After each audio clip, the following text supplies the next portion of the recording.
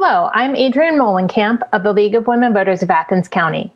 Welcome to this Meet the Candidates event for the 15th Congressional District primary races. Tonight's event is hosted by our organization in conjunction with the League of Women Voters of Metropolitan Columbus and the City of Athens Government Channel.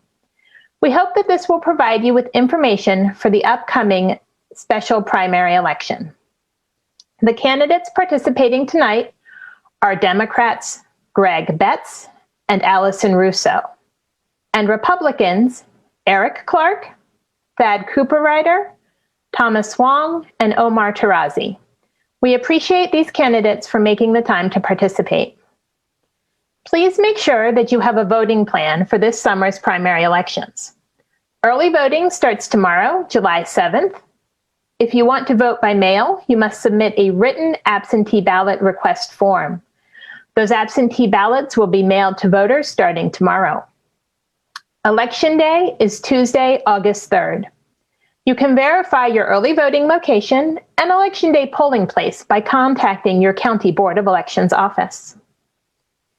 In addition to candidate forums, our leagues publish a voter guide in which candidates provide written answers to questions.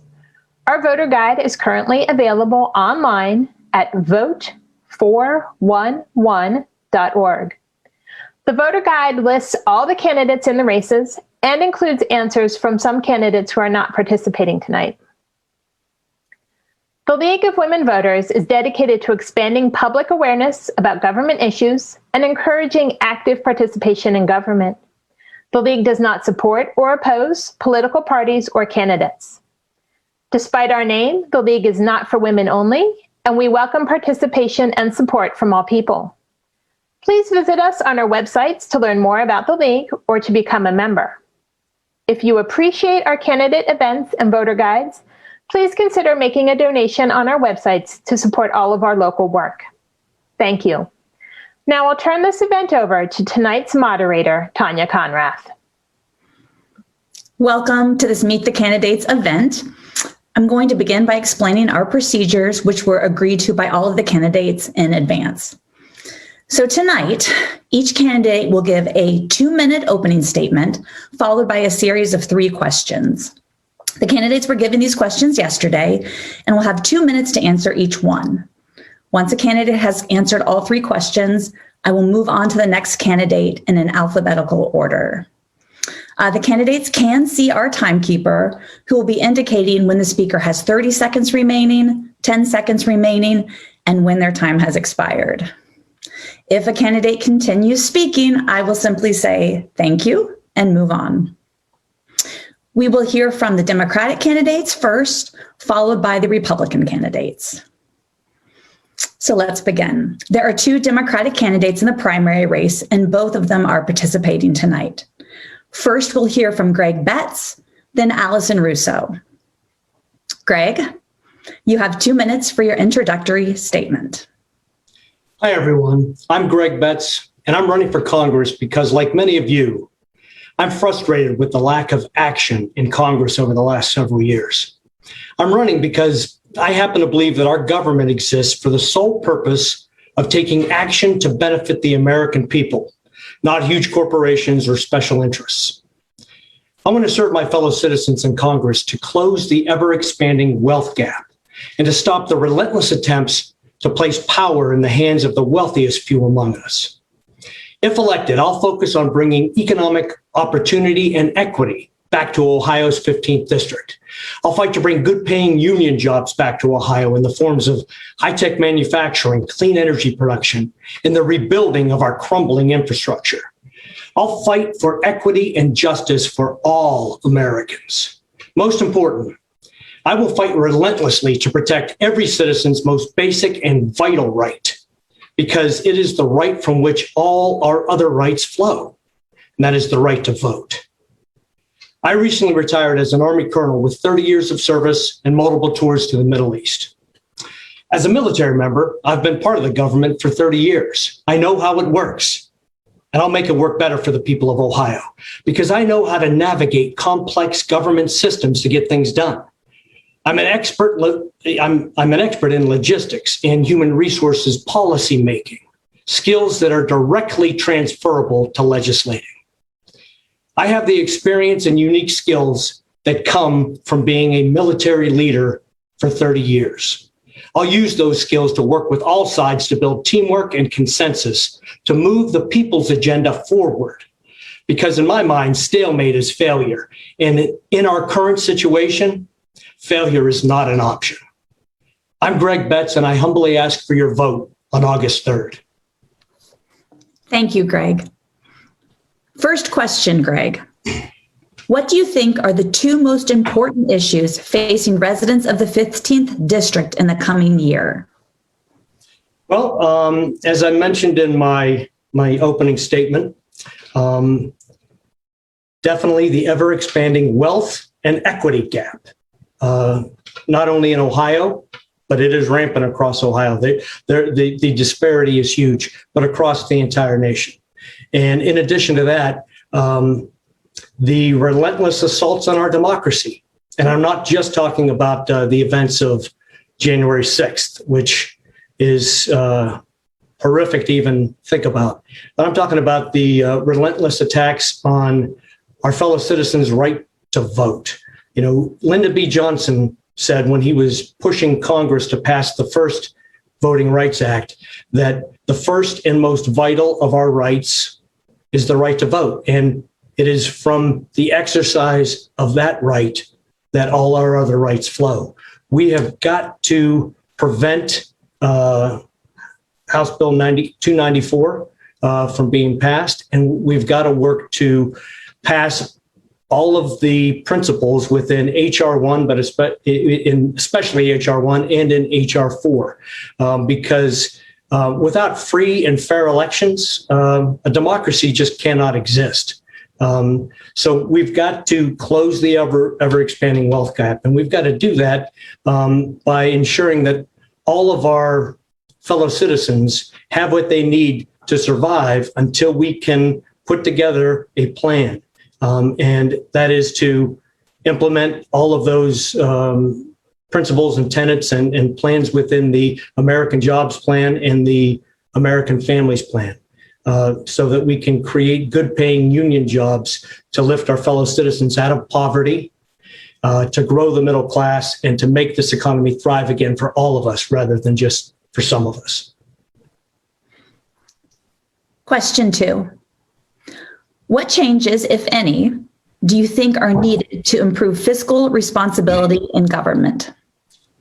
Well, I think we need to simply increase the amount of scrutiny and oversight that Congress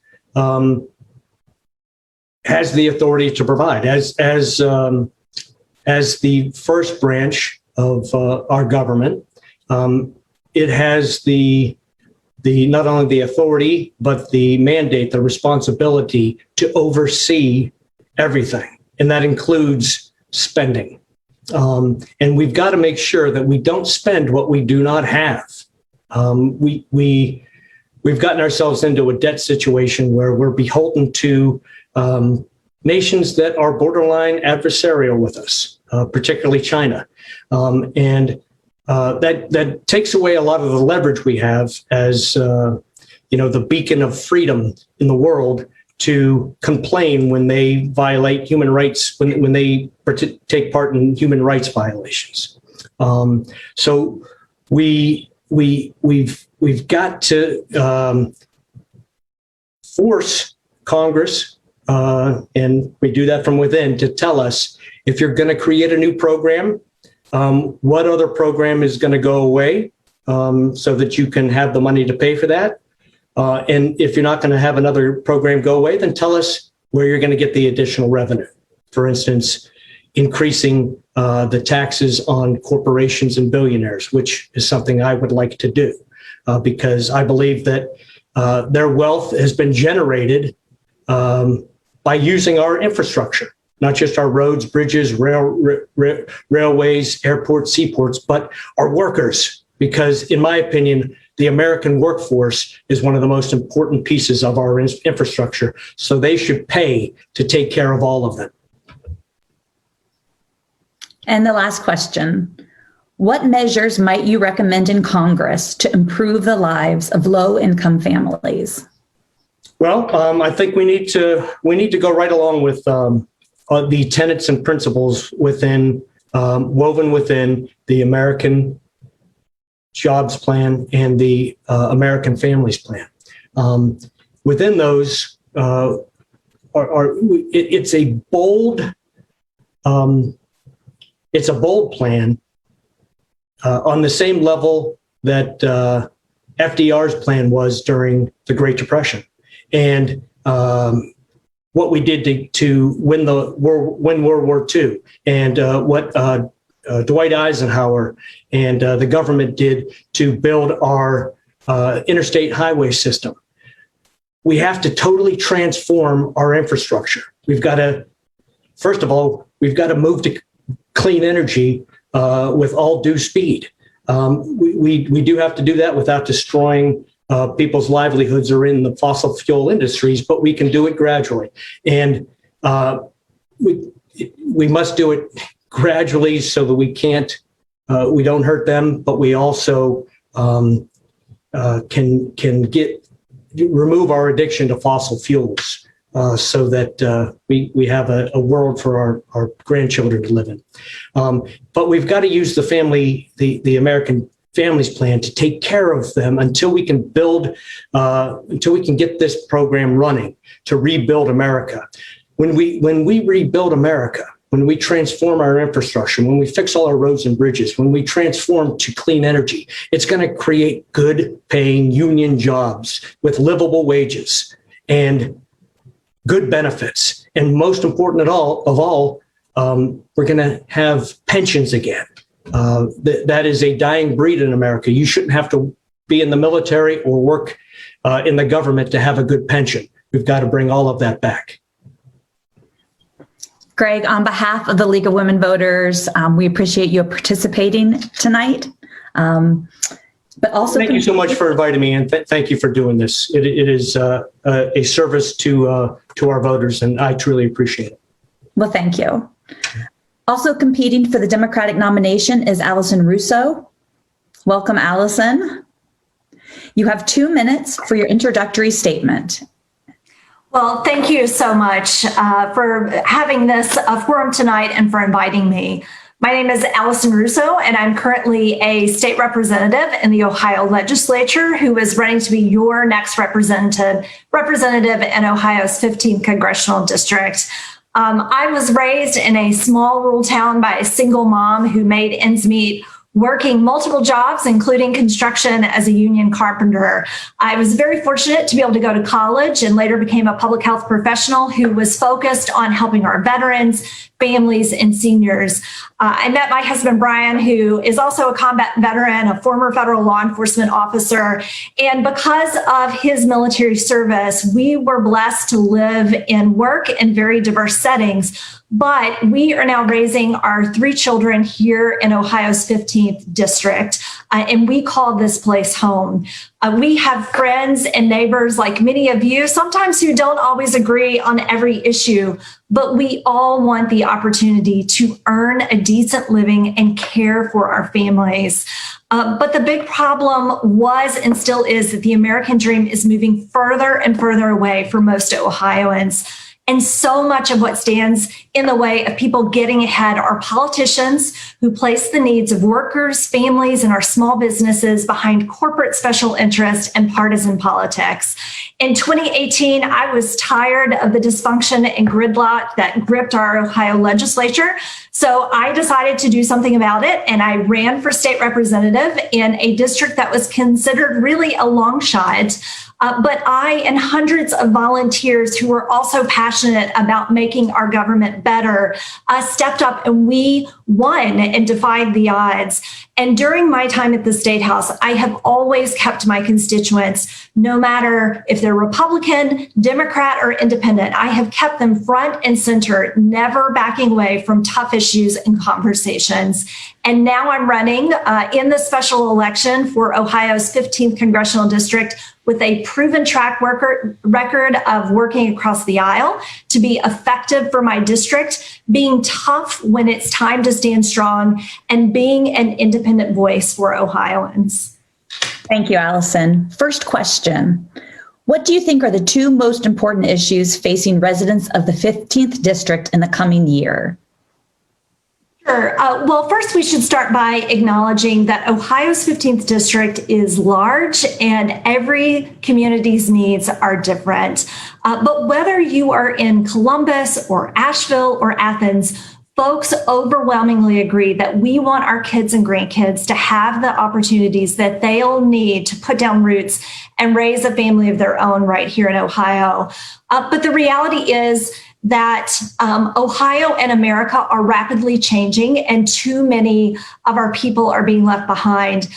But to ensure that everyone can get ahead, we need two things: good jobs with fair wages and investments in infrastructure. And I believe that both are deeply connected and shouldn't be treated separately. We should create good paying jobs by making infrastructure investments in transportation, in utilities, and affordable housing, while making it easier for everybody to get to work on our roads and through public transit.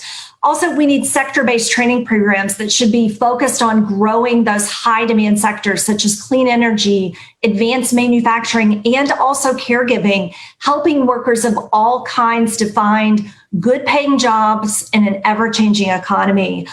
These changes in our economy have been felt particularly in our rural communities. Transportation infrastructure improvements to our highways, our bridges, our railways, our locks and dams, our harbors and port facilities, if we're up in Northern Ohio, are some of the most obvious, but there are also others. Critical needs also exist in providing clean water for rural families, affordable housing options for rural residents, updating our ag research facilities so that our rural economy can stay competitive, and also by enhancing the ability to supply affordable and reliable broadband for our rural economy. So making sure that every Ohioan can live and thrive in the 21st century can start right here in Ohio's 15th Congressional District by creating good paying jobs and investing in our infrastructure. Thanks. Question number 2. What changes, if any, do you think are needed to improve fiscal responsibility in government? Sure. Well, let me first start by saying and acknowledging that so much of folks' lack of faith in government is unfortunately very well earned. Instead of elected officials looking after taxpayers' money and being good stewards of our taxpayer dollars, it's often the wealthy and the well-connected who are benefiting. And Ohio, we unfortunately have learned, is especially bad. This state was recently called the most corrupt state in America by several different experts. And getting our fiscal house in order starts, first of all, I think, by rooting out corruption in government so that our taxpayer dollars actually go to help working Ohioans. Many of you know I have served in the legislature. I have been there since the beginning of the householder corruption scandal that was around House Bill 6. I watched that play out, and while we recently voted to expel Larry Householder, our former Speaker of the House, that was involved in the largest public corruption scandal in Ohio history, the reality is if we don't fix what caused that corruption to be able to exist in the first place, and that is increasing transparency and campaign financing, which I have sponsored legislation to do, that problem, it didn't start with the householder scandal. There were several scandals before that, and it certainly will not be the last scandal if we can't fix that. And some people will say, well, why should the public care about corruption? Well, number one, politicians are not working for you if they are working in an environment where we have pay-to-play politics. But number two, this is money that comes out of your pockets. We know with the House Bill 6 scandal, for example, and that bad piece of legislation, which, by the way, has not yet been fully repealed, that cost taxpayers, that cost utility payers, money on their utility bills every single month. That is a corruption tax that Ohioans are paying all across the state. So we need better fiscal responsibility, but to me, that also starts by making sure that we root out corruption from our state house to Congress, to the White House, and even to our local government, so that we know that people are there for the right reasons and they are working to be good stewards of the taxpayer dollar. Last question. What measures might you recommend in Congress to improve the lives of low-income families? Well, I think the two areas that I talked about earlier, creating good paying jobs and investing in our infrastructure, are critical. But I also want to talk about another issue that I feel very strongly about, and this is making sure that we have strong schools in our communities. The biggest challenge right now facing our public schools is the rapidly increasing reliance on local property taxes. And I know many folks out there who own property feel this every year as your property taxes increase. And that is because we've had decreasing state and federal investment over time. We need to not only increase state funding, which I am proud to say that, I did participate in this last budget that we just passed. We did pass a fair school funding plan, but that's not the answer. We also have to fund that. And we also need additional federal investment in our schools. The reliance on local property taxes, it entrenches what we know is unconstitutionally unequal funding in the state of Ohio. And this especially harms our rural and urban districts. We have schools right now in this state that, even before COVID, could not complete a full school year because they would have to miss days because of crumbling, basic things within our school buildings like air conditioning and water supplies into our schools. That is unacceptable. We shouldn't accept that as normal. And also I would say that right now our public schools are being harmed by charter and voucher expansion, and also in addition to our outdated buildings that we see in many of our communities, whether we're in a rural community or a city. So as part of the investment in infrastructure that I've talked about before, that we in Congress should make a priority, we should also include as part of that large-scale infrastructure projects that repair, renovate, and build our schools in Ohio and across the country. And we know that just in Ohio, that investment in repairing our schools would create 2 million jobs for Ohioans. Those are good jobs. So we're investing not only in our current workforce, but also in our future workforce. Thank you for participating tonight, Allison. Thank you so much. I appreciate all of you for being here and for you hosting this wonderful forum. Great. Having heard from both candidates competing for the Democratic nomination, we will now hear from the Republican Party candidates. There are 11 Republicans running in the primary. Tonight, we're joined by 4 of those. And those participating are Eric Clark, Thad Cooperrider, Thomas Wong, and Omar Tarazi.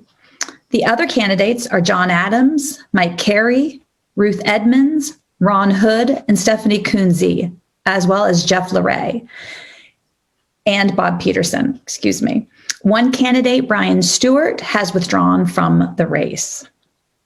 So let's get started. The first candidate up is Eric Clark. Welcome, Eric. You'll have 2 minutes for your introductory statement. Thank you for inviting me to this event. My name is Eric Clark. I am married to my wife, Rhonda, for 20 years this fall. We have 3 wonderful children, 18, 17, 14 years of age. I'm an Army veteran. I've served proudly in the military for 8 years. I served as an Army medic and a nurse in forward areas of conflict and field hospitals. I served at Walter Reed, taking care of our wounded coming back from overseas and helping them with their wounds. Did 1 tour in Iraq. I've served in Africa twice. So I understand what our military needs are and what we need to do to support our military personnel after they come back from battle. I'm an active member of my community. I am a member of the VFW. I'm a lifelong member of the Boy Scouts, where I have earned the rank of Eagle Scout, where I learned leadership, what it means, what you need to do to be a good person, following the Scout law of being trustworthy, loyal, helpful, friendly, courteous, kind, obedient, cheerful, thrifty, brave, clean, and reverent. If every American could live by those points, I am running for the seat because I feel it is time to get career politicians and lobbyists out of Congress. I want to get back to the way our founding fathers envisioned Congress, as a rotation of persons serving, not as a permanent job to live off of, to serve in, off of the government toll. I want to get America's working class values back into our Congress. Thank you, Eric. First question. What do you think are the two most important issues facing residents of the 15th District this year? Increase in government spending and programs and the corresponding increase in taxes and bureaucracy will bring on to our citizens. Every time Congress wants to pass a new bill or pass new legislation, they always want to increase our taxes, especially with this current Congress and our current president. I want to ensure that all persons, regardless of wealth, are able to keep as much of the money that they worked hard for and that they earned. Americans will help us get out of our current quagmire that we are in if we give them a chance. If we keep them under the oppression of government bureaucracy, government taxes, we will never be able to recover. Okay, second question. What changes, if any, do you think are needed to improve fiscal responsibility in government? I'm sorry, you cut out there for a second. Sure. The question is, what changes, if any, do you think are needed to improve the fiscal responsibility in government? First of all, for the people in government, people in Congress, to treat the people's money as if it was their own.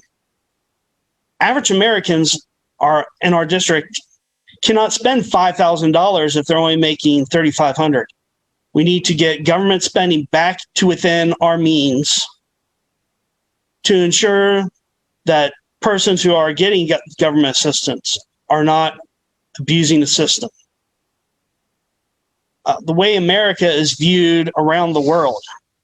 Currently in the Yukon, where they lost 50,000 jobs due to the cancellation of the XL pipeline, people are slashing tires of Americans that they see driving through because of the job losses that our president and our Congress allowed to happen. We need to work to bring jobs back to Ohio and America.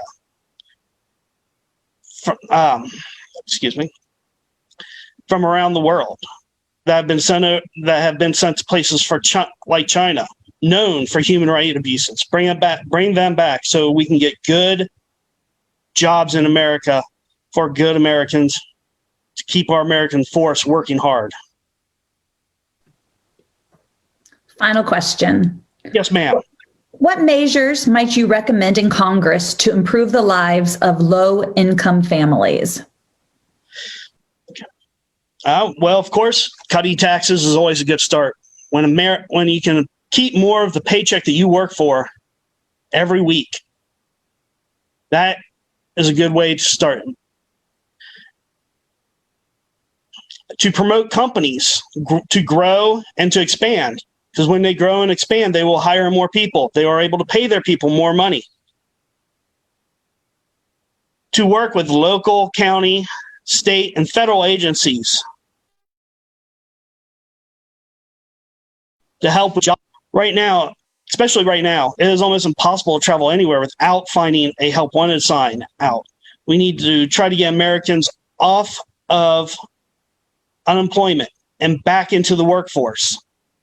And that's what will help not only our district, but our country. Thank you so much for participating tonight, Eric. We appreciate it. Thank you, ma'am. I appreciate the chance to be here with you. The next Republican candidate is Thad Cooperrider.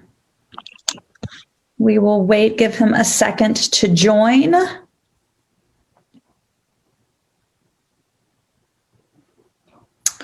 We are just getting him prepped and up to join us tonight.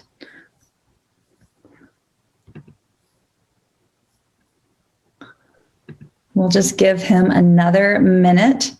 This might be our first technical glitch, which is miraculous given how many candidates that we are hosting tonight with the help of the government channel. I see progress being made, and we see him. Hello, Thad. Welcome. I'm sorry about that. My IT guy was in the other room. That's okay. Welcome, and you'll have 2 minutes, Thad, for your opening introductory comments. Okay, well, once again, I would like to thank you for letting us all participate tonight. It's a great program you have here. There are a lot of different views on what the 15th District means and needs. My history, I've always lived in the district. I've always worked on a farm, or family farm. I didn't go to college. On my 18th birthday, I was blessed with the fact that my father had a terrible stroke, a debilitating stroke, and I stayed home to take care of him and took over a business. I was very young, had to grow up fast, and luckily I had some business knowledge behind me. Over the course of time, I built several local businesses, helped other people get started in business. I served 2 terms as Perry County Commissioner, and the reason I did that, it was in the early 2000s, and our county was in great physical trouble. It was a tough time for small government, especially in rural Ohio.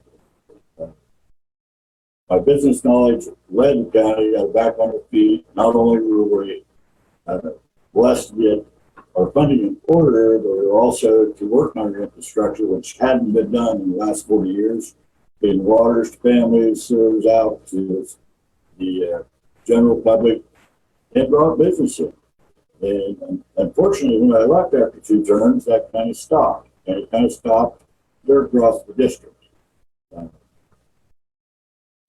I live here at home with my wife Janet. I have two beautiful children. I have a daughter 17 who will be a senior in high school, and a son 21 who is taking over one of our businesses and helping on the farm every day. And I have one technical question. I'm not seeing a timer anywhere. I see it. Thank you, sir. I'll wrap this up real quick, but sorry about the technical difficulties, but we'll get through this. So on August 3rd, I think we need to change the direction we're going in the 15th district, and I'm humbly asking for your vote. Thank you. Thank you. All right, we'll move on to the first question. The first question is, what do you think are the 2 most important issues facing residents of the 15th district in the coming year? And you'll have 2 minutes. The biggest thing we have in front of us is who are we going to send to Congress? That is the biggest issue facing every voter in the district. I guess we're very lucky to have this many people willing to serve, and I think we come from different backgrounds, and the district is very diversified. We have metropolitan areas, but the bulk of the area is rural. And I think it's time that we send a business person, someone who can run a checkbook, someone who's made a payroll, someone that understands business. Big government is a business. And lately, we're sending too many just professional politicians that want to tax and spend and do not know how to run a business. And it's the biggest business in the world. And how do we get past that? It wasn't my lifelong dream to be a U.S. congressman, but as I look back at what has happened, I talked with my family and I said, if somebody doesn't do something quick, we are not going to have a country, a fiscal country to run our businesses. America was built on farmers and small businesses, and it really needs to get back to that. And so the selections that the voters make on August 3rd will definitely change the history of the country. Question number 2. What changes, if any, do you think are needed to improve fiscal responsibility in government? All I can say to that is, wow, we need a total overhaul of the system. The last few years, and I'm not picking on political parties, but it really has gone downhill. For several years, all we know is tax and spend. Even through the Republican-run years, the deficit still climbs. Through the Democratic-run years, the deficit still climbs. The worst thing that's happening now is we're printing money and people don't realize the devaluation of the dollar unless you're in business. And as long as the dollar is devaluating, no one is going to be able to get back on their feet. We had a neighbor here who had a death in the family, and they were looking at taxes on real estate of 43% out of their pocket just because their father died. And that's the new tax laws that just have to be taken hold of. They have to go backwards. And one of the candidates mentioned about the scandals in the taxing the rich and giving to the poor. I agree a little bit, but the tax laws are in place that do that. But we let the high end, the rich people, the millionaires, the big corporations use the loopholes and actually cheat on their taxes. We don't have to overhaul the tax code. We just have to enforce the tax code, I believe. It would be an awfully good move to responsible tax collection, and we need responsible tax spending. This COVID we've gone through, as a business owner, there's been some wonderful opportunities for small businesses to get a little assistance, but at the same time, how do we pay for this? I know this is a unique situation, but over time, is it really a good thing? I mean, we had a couple of businesses we actually had to. Well, we're going to the next question. Sorry. Thank you. I'm sorry. Final question. What measures might you recommend in Congress to improve the lives of low-income families? Well, the previous candidates did get that right. They touched on it well. Originally, by raising the minimum wage, $15 an hour, I thought was a good move. However, $15 now, that may not be the magic number. We need to get from a working wage to a living wage as fast as possible. And if we're talking about our district, and we get into the southern part of our district, our expenses are still the same as the metropolitan area, but our wages are so much lower. And it's really tough for a small family to make it right now. I mean, there's no extra money. We need to get our people back to work. Our society has kind of created a situation through health insurance, through unemployment, and I understand it's better for them not to have a job than to have a job today because of the unemployment benefits, because they can get total health care for their family. And we need to find a happy medium on this before it moves forward. I don't think it's something that the United States government intended to happen. They were trying to help, but they've created a monster here, and we still have a way to provide health care to the people who can't afford it. I mean, that's should be a God-given right, and we have to get a living wage so they can afford to live. The metropolitan area is moving out in the rural areas after these COVID issues, and I think it's going to get worse before it gets better. Thank you for participating tonight, Thad. We appreciate it. Thank you very much. The next Republican candidate who will be joining us tonight is Thomas Wong.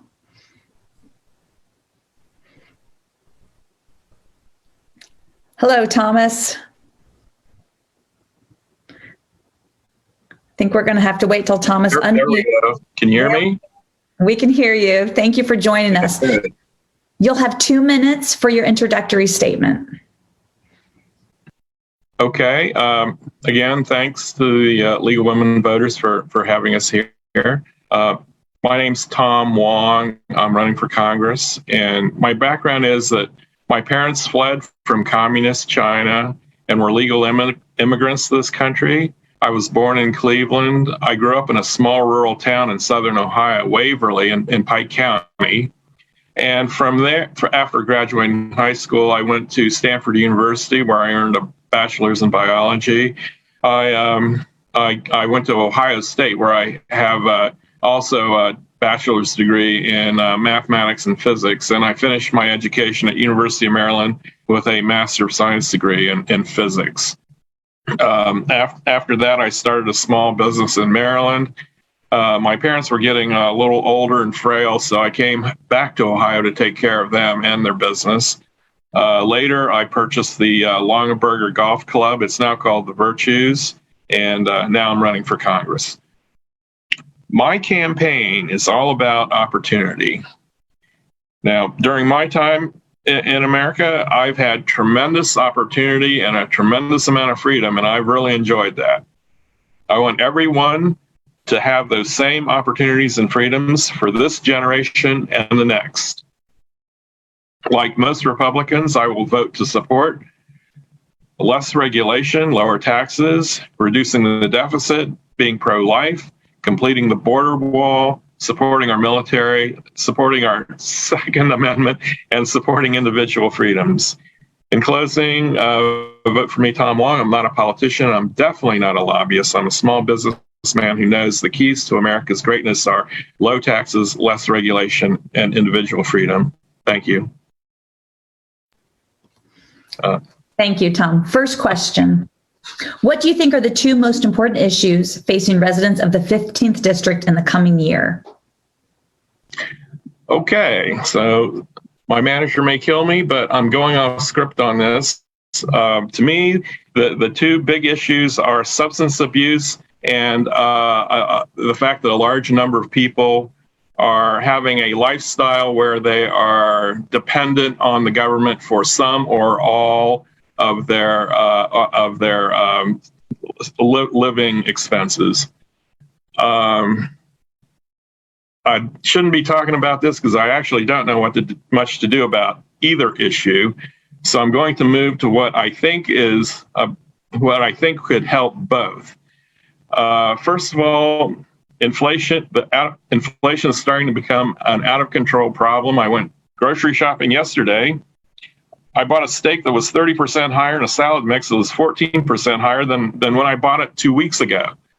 The out of control government spending is responsible for this. It must be curtailed. And I don't know anyone who can afford to buy or build a house, barely build a house anymore.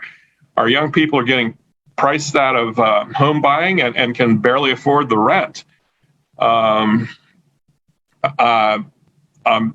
I'm not exactly sure how to address the substance abuse and lifestyle. I think if we could lower taxes and bring back opportunity for them to have to make the best of whatever skills and lifestyle that they have, maybe we can get the substance abuse down. I think we saw what happened when COVID came and we lost a lot of personal freedom and we lost opportunity and we had even more substance abuse and dependence on government. So I'm going to go with less regulation, lower taxes, and individual freedom as a possible help for substance abuse and the lifestyle of needing government support pretty much your entire life. Question number 2. What changes, if any, do you think are needed to improve fiscal responsibility in government? Well, I'm going to agree with most of the previous people. There are too many lobbyists in government. Lobbyists are intelligent. They're not dishonest, but they present one side of the picture, and they're always pushing for one side of the law, and they're not representing the full truth. They're representing the truth on behalf of their clients. So we need to reduce the lobbyists. Okay, second of all, the Democrats are really spending us into oblivion. We're at 10% GDP GDP and on a deficit this year. We must stop this and probably elect more Republicans like myself. I'm not a politician. I'm not a lobbyist. I'm not beholden to any of the current political infrastructure. So I'm hoping I'm a true outsider who will curtail the excessive spending that we've been having. And I'm done. Thank you. Final question. What measures might you recommend what measures might you recommend in Congress to improve the lives of low-income families? Okay. First one is a specific issue. Right now, big companies borrow money at extremely low interest rates because they're big. I'd like to put micro and small businesses on a little more even footing by making partial loan guarantees to these type businesses, especially in low-income areas like Appalachia and Southeast Ohio. That way, they'll have more capital, the interest rates will be lower, but because the guarantees are only partial, there'll still be market discipline on who gets the loans. When you get full loan guarantees, you get instances like Solyndra under the Obama administration, where we just flushed $8 billion, or maybe it's $4 billion down the drain because a full loan guarantee, they didn't really care about the money at all. If you have a partial loan guarantee, well, at least somebody's there picking up the other part and they'll care about, and there should be some market discipline. Okay, so I'd like to eliminate regulation for micro businesses as long as they disclose it in advance to the customer. I'd like to pass legislation encouraging the adoption of broadband. It's very important. I was just out campaigning in Southeast Ohio and couldn't get a cell phone signal for a while. Eliminate the sales tax on the first $5,000 of a used car because in rural areas, taxis, Ubers, and buses are not available. Transportation is a necessity. We don't tax necessities like grocery and prescription drugs. I'm not sure I want to tax cheap used cars. So, and I think I'm done there too. Oh, I got 30 seconds. Let me expand the used car a little bit. Okay, so we this is a tax cut almost directed. It's there for everyone, so it's fair. Rich people who buy their kids a first used car get it too. But this is a tax cut that's really directed at the working poor to have affordable transportation. A lot of times when they buy a car, they have stuff to fix up anyway. So giving them a little tax break gives them money to fix up the car that they just bought. And now I'm done. Thank you for participating tonight, Tom. Okay, thanks. Bye. The next and our final Republican candidate tonight is Omar Tarazi. There he is. I see you, Omar. Omar, you will have 2 minutes once you unmute for your introductory statement. Unmuted. Okay, thank you very much, first of all, to the League of Women Voters for putting this together and giving the opportunity for all the candidates to present. My name is Omar Tarazi. I'm an attorney. I live in Hilliard, Ohio.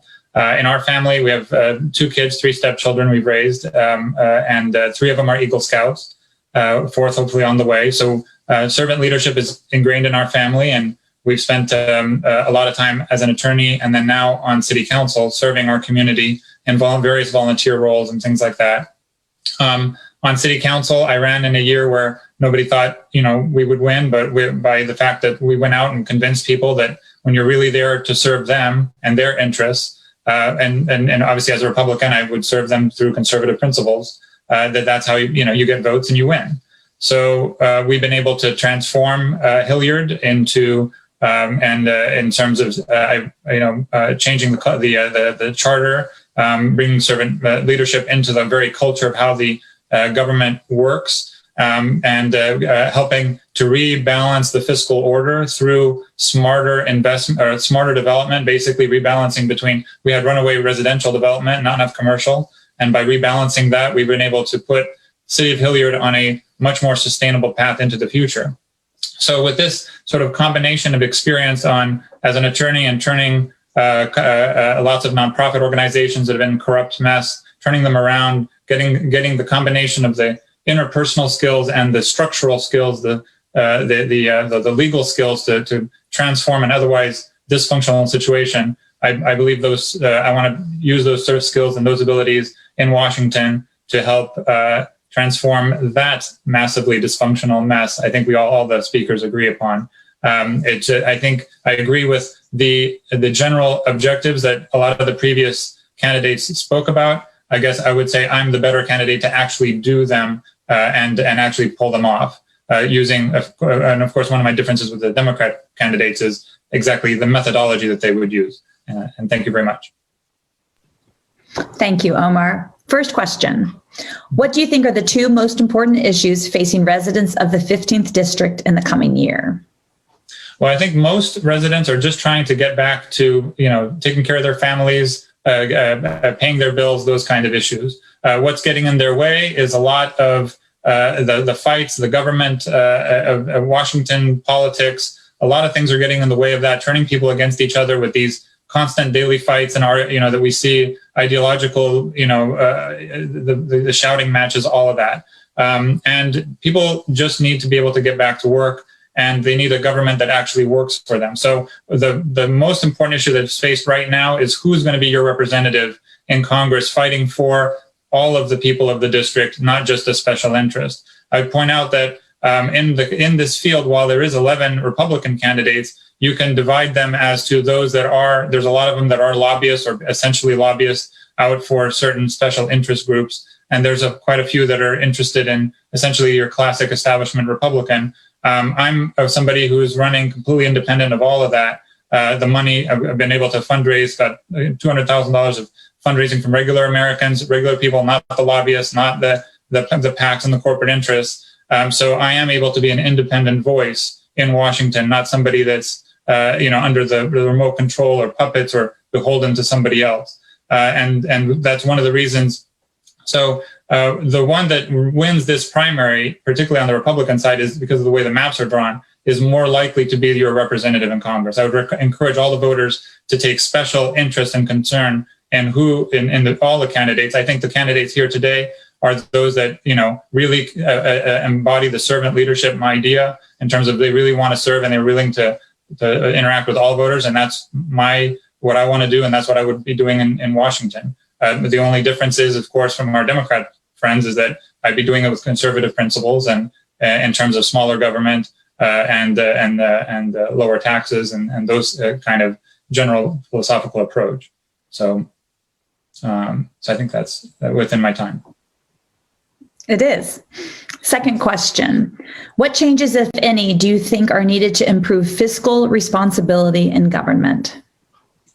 Well, right now you have both Democrats on the national level and Republicans on the national level, and I kind of lump them together, where they're using fiscal and monetary. They've been using monetary, but now fiscal as essentially a game to juice the economy for election purposes. So you see when they lower interest rates on the monetary side, the Fed does, stock market goes up, and they say, oh, look, stock market is up, therefore vote for us. And then now they're trying to pass things to juice it for next year. I think all of that, anybody who looks at it in any degree of seriousness sees all of that basically is short-term stimulus that long-term puts us in even worse shape. It slows down our economy over a 3-year time horizon. It increases the wealth gap and increases the corruption because now essentially it's not about companies making money by outcompeting and providing better services. It's about who's closer to the power source and can get the goodies out of the printed money from Washington. So if you really want to get that under control, first of all, you have to elect candidates like myself who are independent of that. They're not beholden to the corporate interests that want to perpetuate that game and get it going, and are going to provide an independent voice in Washington to say, hey, no, we're going to actually make a system that works fairly for everybody and not one that's sort of crony capitalism, essentially. I'm a big believer in actual capitalism where, competition between parties, between businesses is what drives productivity and growth, not essentially, whoever dominates the levers of money printing ends up dominating. And I think that's why we have such a disparity where all these small businesses closed during COVID, but yet the biggest businesses had record profits. You had record billionaires, all that stuff. It's because the very system is not there to work for everybody. It's there to work for those who are at the center of the power. As an independent voice, I'd be fighting to change that and make it work for everyone. Thank you. Final question. What measures might you recommend in Congress to improve the lives of low-income families? Well, this kind of dovetails to the previous question. Most of the government spending that we see is actually harming low-income families. It actually, if you're slowing down the economy through excessive debt, those who are harmed, if you're increasing inflation, if you are creating deflationary conditions under the opposite end of the spectrum, in all of those things, it's the poor that hurt the most. It's when you need to get the government back to creating a level playing field, number one. Number two, they actually have to get back to working with each other because we don't have a strategic place in the world. We don't even know where we are. But right now we're debating little things like, basic things like, do we have a border or not have a border? We need, and then all these like daily debates about whether, the founding fathers were sufficiently, this or that or whatever. It's getting a lot of these superficial arguments, and we're none of the real meat and potatoes, essentially, of how are we going to compete in the world? Where is our place when you have China with a long-term strategic plan, implementing it, creating a network? We're pulling out of Afghanistan in the middle of the night after 20 years of investment, and China's coming right in with their Belt and Road, and they're developing themselves to be the dominant source of productivity and economic growth into the future. And if we don't get our act together, we're going to get left behind. The rest of the world is going to see that. These people aren't serious. They're not serious about leading or creating a prosperity. Therefore, the world is going to shift. You already see it. Europe is shifting. Everybody else is shifting towards China. And we have to really completely turn our game around and bring Americans back together. Because I do believe if we do come together and work with each other and get rid of all of these people that are just in it for themselves and reintroduce servant leadership back in government, of course, I'm advocating from a conservative principled perspective, but I would take a Democrat who is truly wanting to serve the people too. Because at the end of the day, it's, do you have that? If you have that, we can work together. We can find compromise. We can make the changes needed to make our country great and reestablish our prosperity into the future. Thank you so much for participating tonight, Omar. Thank you. And I actually want to close tonight's event by thanking all of our candidates once again for participating in our democratic process. I would also be remiss if we did not thank Ryan Schwartzoff and the Athens City Government Channel for partnering with us. They provide the Zoom technology, the recording and distribution of the forum across multiple platforms, and the technological expertise to make this all happen. This recording will be viewable on the City of Athens YouTube channel and its Facebook page. Also on the Leagues of Women Voters of Athens County and Metropolitan Columbus Facebook pages. And it will also be replayed on the Athens City Government channel, channel 1024 on Spectrum. Finally, we urge all of you to make a voting plan now. Early voting starts tomorrow, and Election Day is August 3rd. Please check out the voter guide at vote411.org for a full list of candidates and their positions.